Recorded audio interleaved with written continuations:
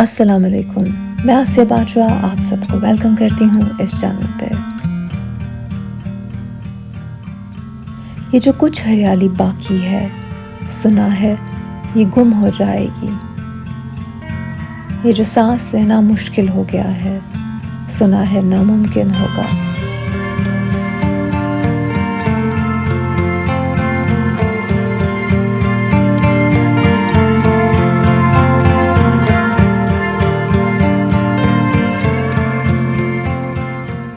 हमने तो इस ज़मीन का भी जीना मुश्किल कर दिया है। ये जो ज़ख्म हमने दिए हैं ज़मीन को, तो मरहम भी हम ही लगाएंगे। The soil is still moist। ये एक अनोखा सा एग्ज़िबिशन है दिल्ली दरवाजे के पास। इस एग्ज़िबिशन में आर्ट बिकने के लिए नहीं है, बल्कि आप मुफ्त में ले जा सकते हैं अपने साथ इस फ़िक्र को, इस सोच को।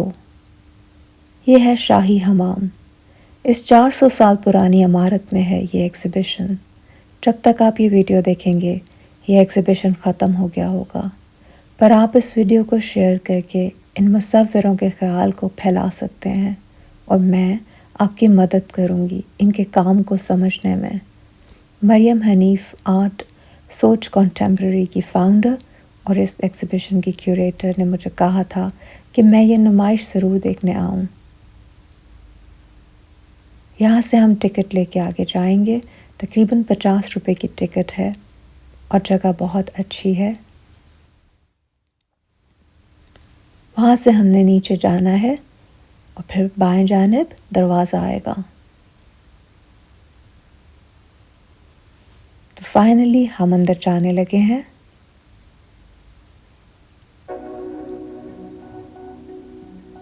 वाह, look at that।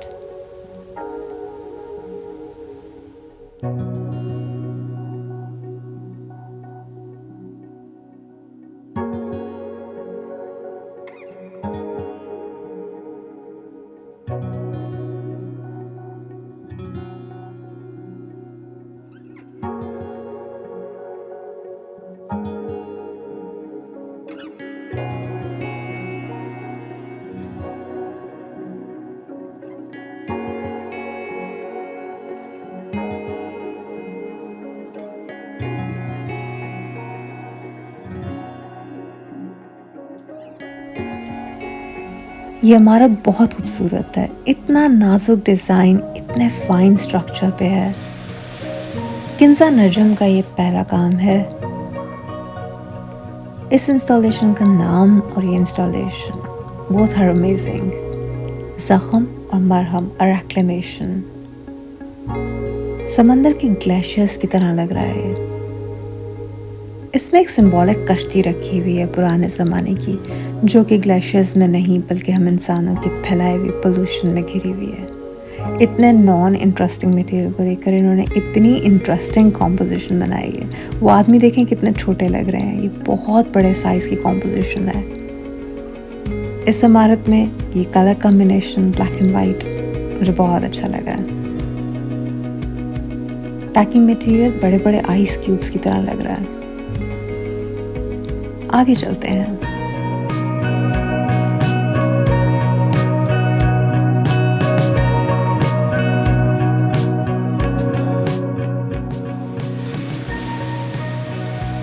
महरुनिसा असद का काम है आगे। ये डेलिकेट फ्रेस्को वॉल पेंटिंग से इंस्पायर्ड काम लग रहा है, जैसा इस बिल्डिंग में भी हुआ है।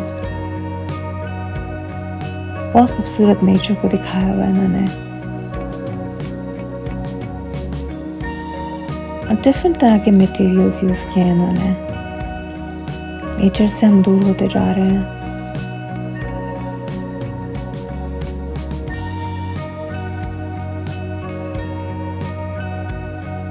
काफ़ी मुख्तलिफ सा काम है इनका।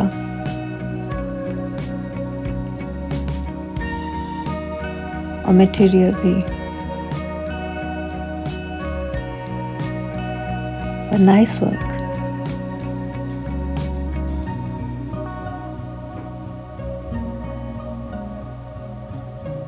nature. Beautiful. आगे चलते हैं.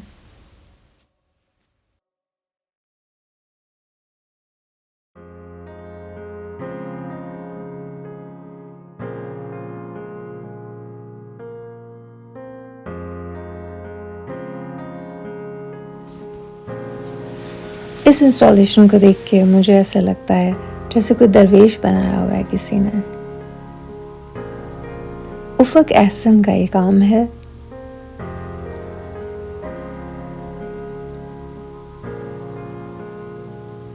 जो कि उन्होंने अखरोट की लकड़ी से बनाया है. हम उफक से बात भी करेंगे अभी थोड़ी देर में. मुझे इस इंस्टॉलेशन से ये समझ में आता है कि हम अपनी ज़रूरतों को महदूद कर सकते हैं इस ज़मीन को बचाने के लिए. आपको क्या लगता है? ये मुमकिन है, हम कोशिश कर सकते हैं. शीरी अब्दुल्ला की ये नेक्स्ट इंस्टॉलेशन है. ये प्रैक्टिकली नेचर को बचाने के लिए काम कर रही हैं. ये तितलियों और पतंगों को बचाने की कोशिश में लगी हुई हैं जिनकी नस्लें जहरीली दवाइयाँ फसलों पर डालने की वजह से ख़त्म होती जा रही हैं. मैं आपको इनकी आवाज़ सुनाती हूँ.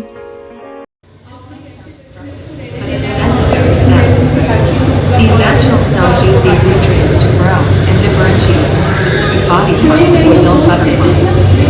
Each group of imaginal cells is programmed to form. यहाँ पे AI साउंड लग रही है, but this was not AI, I think. Future में ये भी एक पोल्यूशन डेफिनेटली होने वाली है. What is real and what is AI? So confusing.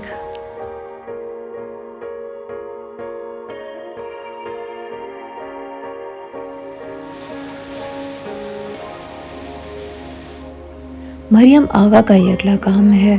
उन्होंने रुमालों पे हाथ से कढ़ाई की है. ये बताना चाहती हैं कि किस तरह एक लंबे मेहनत तलब प्रोसेस से गुजर के हर इंसान कोई छोटी सी कोशिश करके एनवायरनमेंट को चेंज कर सकता है. इस पे उन्होंने खुद एम्ब्रॉयडरी की है और कुछ लिरिक्स पे लिखे हैं गालिबन. ये नेक्स्ट इंस्टॉलेशन बहुत ही ज़बरदस्त है. सोफिया जैदी इस वीडियो में आपको नज़र आ रही हैं सॉइल इकट्ठी करती हुई. इन्होंने अपनी बॉडी लैंग्वेज को ऐसा रखा हुआ है जैसे कोई बच्चा सॉइल इकट्ठी कर रहा है. ये जज्बे को, एक ख्याल को और एक फ़िक्र को आपके जहन में डालता है. ये बहुत ही स्वीट सा तरीका है एक बहुत बड़ी बात कहने का. मुझे पर्सनली ये इंस्टॉलेशन बहुत अच्छी लगी. उन्होंने साइड पे छोटे छोटे जार्स भी रखे हुए हैं जिनमें सॉइल इकट्ठी की हुई है उन्होंने मुख्तलिफ जगहों से. So sweet. ये इंस्टॉलेशन आपको बताती है कुछ भी करो, इसको फिक्स करो, ये प्रॉब्लम सॉल्व होनी चाहिए.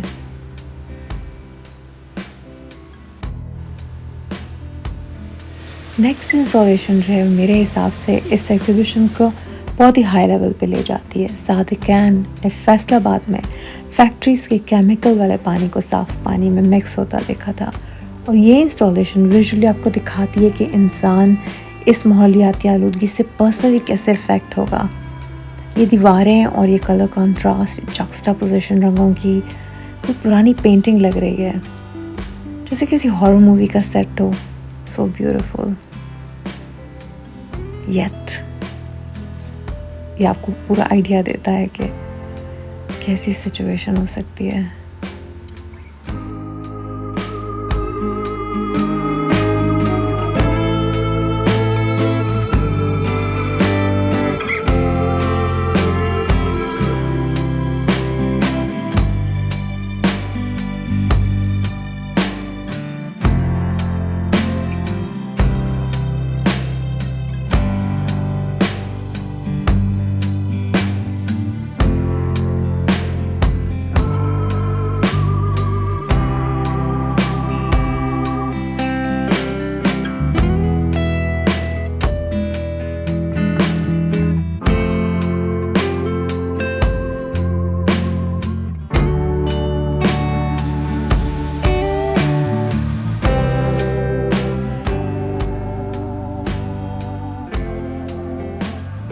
ये नेक्स्ट इंस्टॉलेशन फर्श पे भी बनी हुई है. ये सुहेल जुबैरी का काम है. उन्होंने कुछ चीज़ें कलेक्ट की हुई हैं। ये इंस्टॉलेशन कराची की बेहंगम आबादी को दिखा रही है।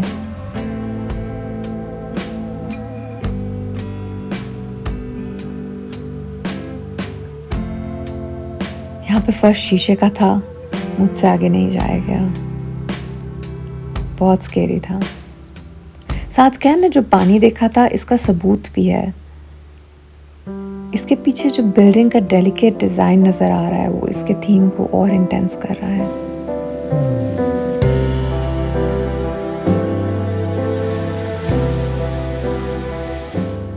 अनुषा रामचंद की नेक्स्ट कॉम्पोजिशन है। इंसान मजबूत इमारतें बनाता है, उसको पता भी नहीं होता उसको कितना रहना नसीब होगा भी या नहीं होगा। इन गत्ते की इमारतों जैसी हैसियत रह जाती है चीज़ों की, तो अपनी ज़रूरतों को कम से कम रखें।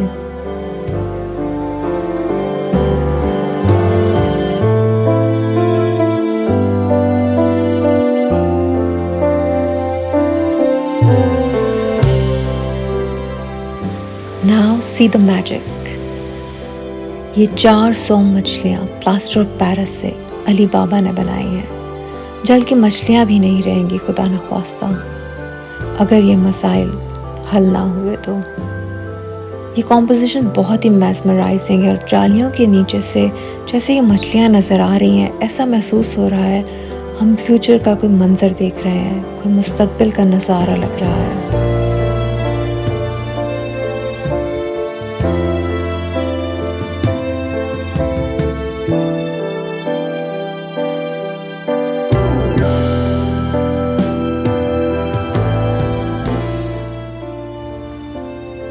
Very painful, honestly.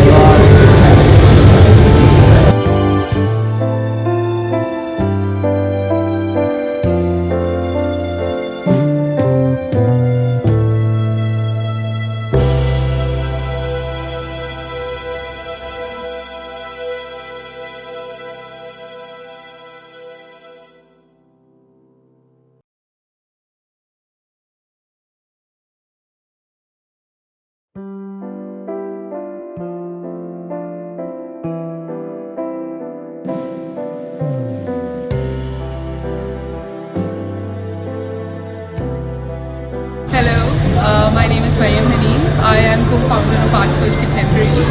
Today we are standing at Urdu में आज हम शाही हमाम की लोकेशन पे हैं। यहाँ पे एक एग्जीबिशन लगी हुई है जिसका टाइटल है the soil is still moist, which means कि मिट्टी अब भी नम है और एक होप है जहाँ पे हम अपनी इस क्लाइमेट क्राइसिस को बचा सकते हैं, अपनी एनवायरनमेंट को बचा सकते हैं।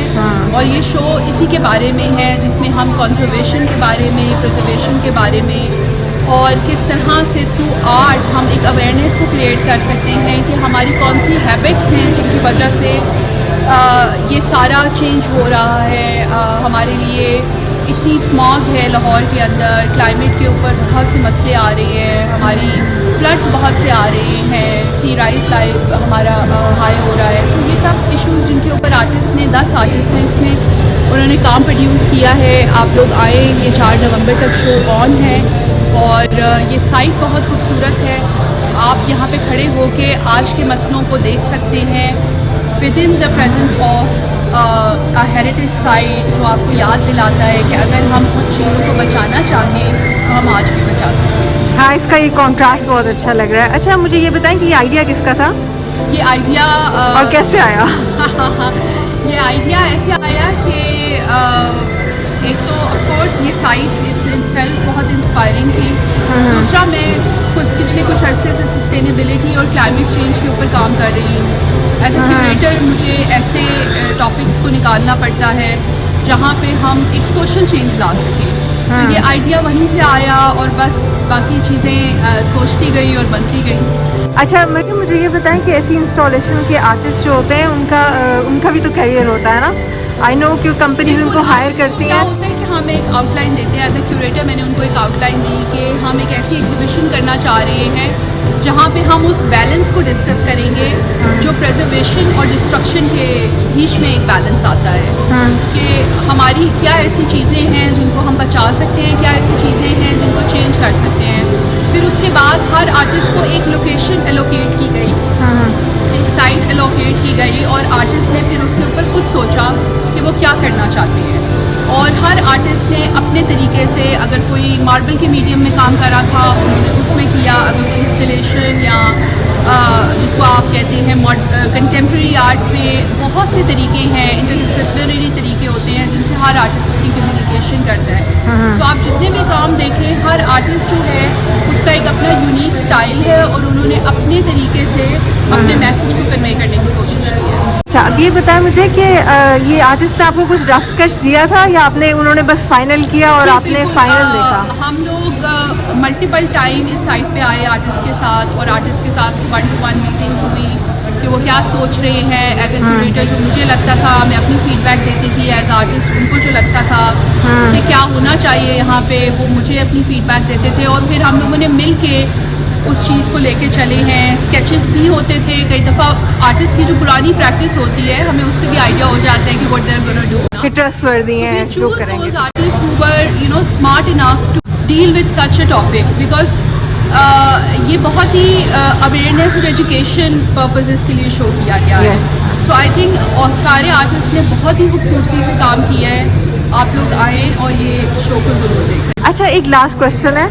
इस तरह के इंस्टॉलेशंस के जो आर्टिस्ट होते हैं, मैं बेसिकली ये पूछना चाह रही हूँ आपसे कि इनका करियर होता है ना, मतलब ये कि ये अर्न कर सकते हैं ना अपने इसके थ्रू, क्योंकि कंपनीज हायर करती हैं इनको। आप जितने भी यहाँ पे आर्टिस्ट हैं वो म्यूजियम्स के साथ काम कर रहे हैं, वो बहुत बड़ी बड़ी ऑर्गेनाइजेशंस के साथ काम कर रहे हैं, वो अपना भी पर्सनल काम करते हैं। आर्टिस्ट जो होता है वो बहुत वर्सटाइल होता है और आर्टिस्ट को अपने आप को सिर्फ पेंटिंग या ड्राइंग या 2D मीडियम्स के साथ नहीं रिलेट करना चाहिए। आजकल के दौर में आप वो भी करें और आप साथ कुछ आउट ऑफ द बॉक्स भी करें। You know, as a artist आपको अपने आप को चैलेंज करना पड़ता है और आई थिंक इस तरह की एग्जीबिशंस बहुत मेजर रोल प्ले करती हैं। अलाइड बैंक ने हमें स्पॉन्सर दिया है, इसके अंदर स्पॉन्सरशिप दी है, तो हमें बहुत ज़्यादा बैंक्स की भी नीड पड़ती है यहाँ पे, ताकि ऑफकोर्स आर्टिस्ट की जेब के ऊपर ये सारा खर्चा ना आए। तो हमारी कोशिश होती है कि हम कुछ एक फंडिंग प्रोवाइड करें जहाँ पे हमारे बैंक्स, हमारे ऑर्गेनाइजेशंस हमारी हेल्प करती हैं ताकि हम आर्टिस्ट को रिसोर्सफुल कर सकें और वो अपने कॉन्सेप्ट को आगे ला सकें। और कंपनीज भी इन आर्टिस्ट को हायर कर सकती हैं अपनी बिल्डिंग्स के अंदर कुछ conceptual. Exactly. Artist I think यहाँ तो इनका बहुत ब्राइट कैरियर होता है एक्चुअली, लेकिन वो देखने में लगता है कि हम उठा के नहीं लेके जा सकते ये, तो मैं इसलिए कह रही हूँ कि क्लियर हो जाए लोगों को। अच्छा, मुझे ये बड़ा अच्छा लगा कि ये वापस फैक्ट्री में जाएगा, ये जितने भी हैं ये सारे वापस जाएंगे, अदरवाइज वो डिस्टर्बिंग लग रहा था। बाइक और एक्चुअली रिक्शा की इंजन हाँ, नहीं, बहुत अच्छा मज़ा आया देखने का। हर एक का बिल्कुल डिफरेंट कॉन्सेप्ट था और आपकी जो मेहनत है वो इंशाल्लाह कुछ ना कुछ जो है ना वो अवेयरनेस क्रिएट करेगी। ओके जी, थैंक यू बहुत। ये आर्टिस्ट है जिन्होंने इसको ये वाली इंस्टॉलेशन की है। आप अपने बारे में कुछ बताइए। अस्सलाम वालेकुम जी, मेरा नाम उफ़ा केसान है। मैं नेशनल कॉलेज ऑफ आर्ट से ल्यूमिनाई हूँ और ये हमारी बहुत इंटरेस्टिंग इंस्टॉलेशन है बिकॉज़ हमारा सस्टेनेबल मटेरियल्स के से रिलेटेड हमने ये एग्जीबिशन करनी थी कि कौन सी चीज़ें हैं जो लास्ट करी हैं एनवायरनमेंट के साथ, चीज़ों के साथ और अपनी एक आइडेंटिटी छोड़कर जा रही हैं ओवर द ईयर्स। मेरी वालदा जो थी दंदासा यूज़ किया करती थी। दंदासा होता है एक लकड़ी का छोटा सा पीस होता है, उससे दांत साफ़ करते हैं और मुँह थोड़ा सा लाल हो जाता है। और ये हमारी बहुत सी कंट्रीज जैसे अफगानिस्तान हो गया, इंडिया हो गया, इजिप्ट हो गया और कुछ मिडल ईस्टर्न कंट्रीज़ में यूज़ होता है ओरल हाइजीन के लिए। तो वो जब मैं इधर रिसर्च वर्क कर रही थी कि हमने कोई ऐसी चीज़ बनानी थी जो हमारी इंटीरियर जो शाही हमाम है उससे रिलेटेबल हो, तो दंदासा बाहर बहुत से पठान बेच रहे थे, तो मुझे एकदम अपनी चाइल्डहुड मेमोरीज़ याद आ गई। मैंने कहा इस मटेरियल के साथ प्ले अराउंड करते हैं। फिर मैंने इस इंस्टॉलेशन को बनाया और ये दंदासा अच्छा खासा महंगा मटेरियल है, इट्स नॉट वेरी चीप, और ये इस्तेमाल होता है ओरल हाइजीन के लिए, दांतों में इस्तेमाल किया जाता है, दांतों की सफाई के लिए। और ये ज़्यादातर अवेलेबल है टूवर्ड्स मंसारा, कश्मीर, मानसेरा और नॉर्दर्न एरियाज़ की साइड से आता है। और ये अखरोट की छाल है, अखरोट की सूखी हुई छाल है, ये बेस्ट होता है दांतों के एग्जैक्टली लिए। इसके लिए इस्तेमाल होता है। तो हमारा जो कॉन्सेप्ट था वो ये था कि इतने सदियों से ये चीज़ इस्तेमाल होती आ रही है और किस तरीके से आजकल की मॉडर्न चीज़ें हैं जैसे टूथब्रश है, टूथपेस्ट है और चीज़ें हैं, उसके अगेंस्ट अभी भी ये चीज़ इस्तेमाल हो रही है फॉर ओरल हाइजीन। और जैसे जितने भी ज़माने आए कुछ चीज़ें अपना एक इम्पैक्ट छोड़ के जाती हैं, वो खड़ी रहती हैं।